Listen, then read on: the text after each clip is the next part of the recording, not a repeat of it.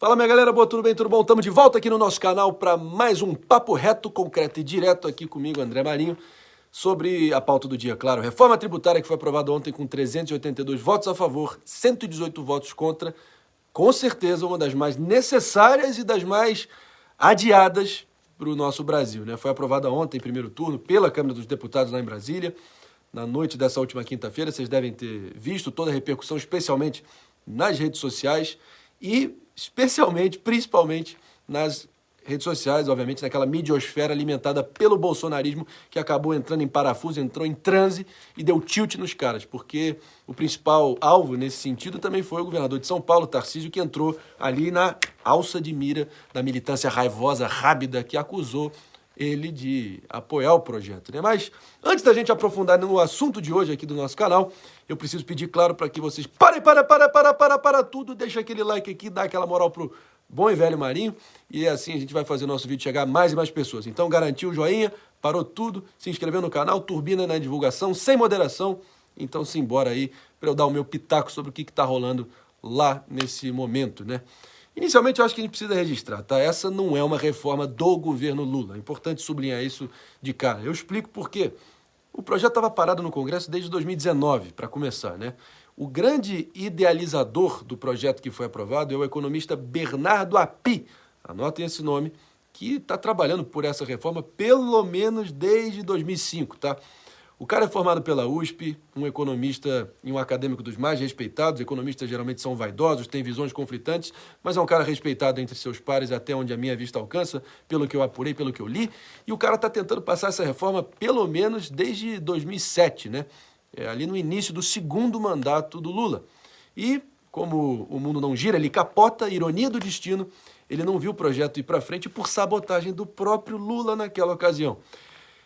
Teria sido aprovada no governo Temer, não tivesse o governo Temer sido engolido, né, naquele momento daquela crise que foi desencadeada no famoso escândalo envolvendo o Joesley Batista, a JBS Friboi, e tem que manter isso daí, viu? Vocês devem lembrar daquele áudio famigerado, mas de qualquer modo, tá, o API conseguiu fazer o governo Temer encaminhar a proposta para apreciação do nosso Congresso Nacional.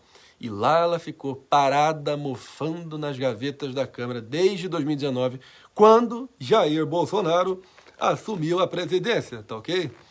E claro, a dupla dinâmica Bolsonaro e Paulo Guedes mal tocaram a reforma adiante porque simplesmente não quiseram gastar capital político com isso e tiveram essa oportunidade. Eles tinham maioria para isso e a reforma atende em grande parte, sim, as pautas liberais que ajudaram a eleger o presidente Bolsonaro em 2018, como vocês devem lembrar, né?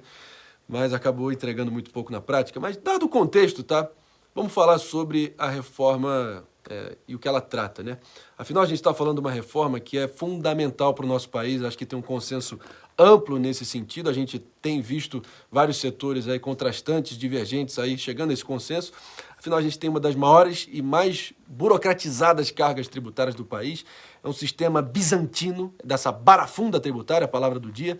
Eu já ouvi de vários empresários aí de diversos setores a explicação que não é raro deixar de pagar os impostos, não por vontade deles de sonegar ali na cara dura, tá? Mas pela confusão mesmo que a legislação acaba gerando.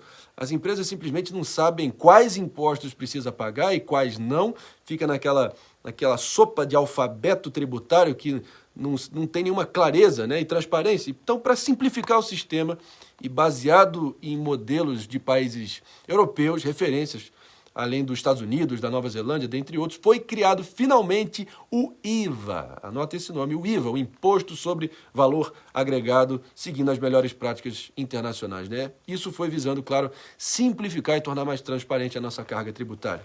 Vamos tentar entender o que isso significa na prática. O texto aprovado, pessoal, estabeleceu a criação de um Conselho Federativo composto por governadores e prefeitos de capitais.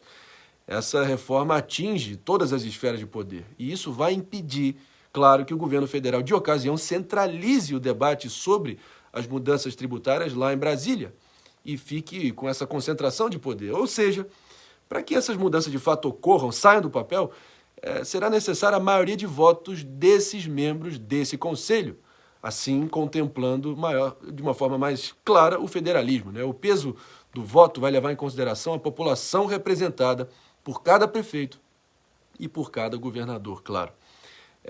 Mais um detalhe importante sobre a criação desse conselho, gente, é que foi uma derrota clara para o governo durante a tramitação, que era frontalmente contrário a esse destaque no texto final que foi aprovado. Outro avanço aqui que eu acho importante a gente salientar foi a inclusão que impede o aumento da carga tributária a partir da reforma. Sem mais impostos, não tem conversa, está ali codificado no projeto aprovado. E é claro que no mundo ideal a gente desejaria ter até redução de impostos, desde já, né? Mas foi o possível de se conseguir nesse momento. Tem aquele chavão, né? A política é a arte do possível, foi o que deu para agora, diante dessa situação. A gente ainda vai ter algumas alíquotas diferenciadas para a saúde, para a educação, para o transporte, para o turismo e para o agronegócio. Assim, tendo um tratamento mais específico para cada um desses setores. Assim, a gente fica mais próximo de modelos adotados pelos países desenvolvidos. E a gente tem que seguir os bons exemplos mundo afora, por que não, né? Importante mencionar também que os itens da cesta básica vão ter a tributação zerada. Nesse Brasil aí tão miserável, vai ser importante. E é claro que mesmo com essas possibilidades, esses dispositivos, a reforma não é perfeita, porque inventaram um tal de imposto do pecado, né? Taxando produtos supostamente prejudiciais à saúde, mas sem nenhum critério muito claro, muito nebuloso sobre quais seriam esses produtos na prática, né? A gente pode aqui ficar especulando, mas eu acho importante a gente focar na reforma, porque eles, além disso, definiram alguns critérios raciais para o cashback de impostos, né? Ao invés de manter a exclusividade do critério social. Importante falar desse dispositivo, que o cashback, que é uma palavra que a gente está ouvindo muito, né? Vai ser basicamente a devolução dos impostos para as famílias carentes no final do ano. O Rio Grande do Sul, por exemplo, já tem um programa assim em vigor, que atende algo em torno de 607 mil famílias, que estão ali recebendo R$400 por ano.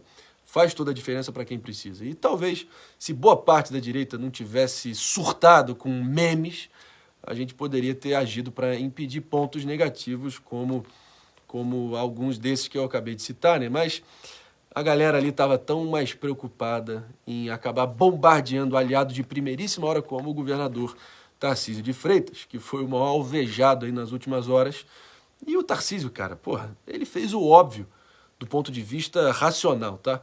Ele apoiou uma reforma que protege os interesses de São Paulo em grande parte e, inclusive, fortalece a partir do Conselho Federativo, que foi ali uma questão inegociável que acabou sendo aprovada, mas os amalucados, sempre eles, né, surgiram dos bueiros da esgotosfera e, minoria barulhenta que são, começaram a estridência toda, né, como crianças birrentas, né, tentaram ali sabotar um projeto que atende às suas pautas ideológicas, ou pelo menos essas que eles se elegeram, né, hasteando essas bandeiras, né, e saem por aí acusando os que não se ajoelham de traidores, né, para variar sempre essa história. O Ricardo Salles, por exemplo, se apresentou como porta-voz dessa tropa dos agressores, né, ali na reunião do PL que acabou vazando, né, e não surpreende, sinceramente. O Salles gostaria de ter disputado a Prefeitura de São Paulo, o Bolsonaro...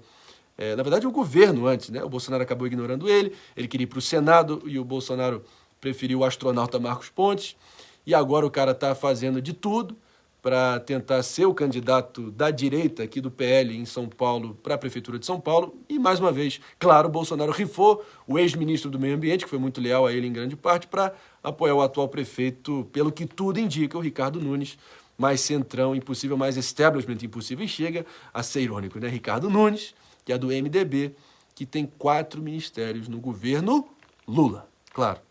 O Salles é, nessa altura, um frustrado, né? Ele está muito ressentido, ele deve sonhar que, sendo o líder dessa tropa mais rápida e radical, ele pode cavar uma vaga como senador em 26.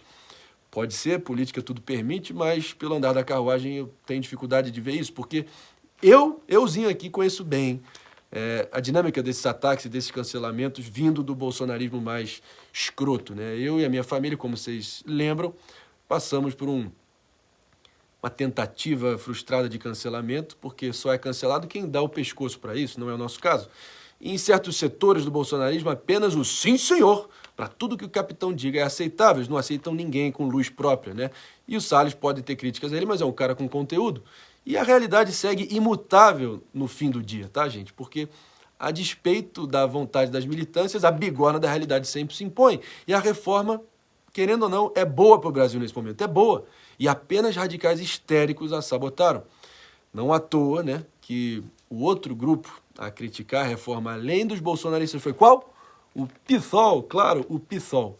Cada vez mais parecidos, não só na retórica, como na prática. E, na moral, seria cômico se não fosse trágico. Valeu? Deixa aqui sua opinião nos comentários, o que vocês acharam aí de todo esse processo legislativo que a gente acompanhou ontem de perto. E queria muito ouvir vocês também, a expectativa de vocês olhando adiante. E os palpites, por que não? Vamos aqui fazer uns prognósticos pessoais e fazer um exercício aqui para imaginar o impacto que isso vai ter, olhando adiante, para a continuação do governo Lula.